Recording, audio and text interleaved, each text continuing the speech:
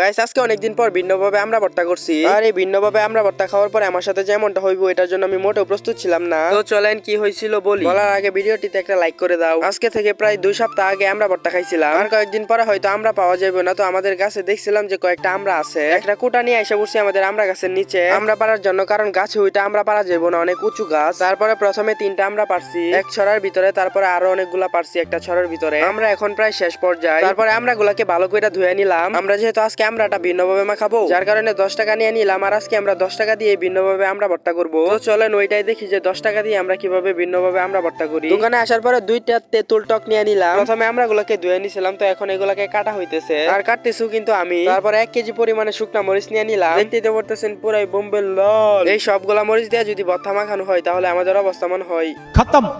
তারপরে আমরা গুলোকে কুটি কুটি করে কেটে নিলাম। তারপরে আমাদের সেই প্রাণের তেঁতুল টকটা দিয়ে দিলাম। আমার মনে হয় না যে এরকম ভাবে কেউ এখনো ভর্তা বানায় খাইছে। আমার মনে হইতেছে যে আমি আরাফাত এটা প্রথমে করছি। তারপরে ভর্তাটাকে একটু মাখায় নিলাম আর ফাইনালি ভর্তার কালারটা দেখেন, দেখতেই তো খাইতে মন চাইতেছে। আর বুঝেন আমরা কি কুপটা দিছি, এটা খাইতে পুরো 100 থেকে 90 দিব আমি। কিন্তু সবচেয়ে সমস্যা হয়েছে এটার ভিতরে জাল দিয়ে দিছিলাম প্রচুর পরিমাণে, অনেকগুলা মরিচ দিয়ে দিছিলাম। দেখছেনই তো আপনারা। ভর্তা খাওয়ার কিছুক্ষণ পর আমার অবস্থা মানে কি বলবো পুরাই খারাপ। তারপরে একটা দৌড় দিলাম, এক দৌড় দিয়ে আইসা বললাম পুকুরের সাইডে আইসা জোরে একটা লাফ দিয়ে দিলাম। জাল লাগছিল, পুকুরে না নামলে আমার অবস্থা খারাপ ছিল।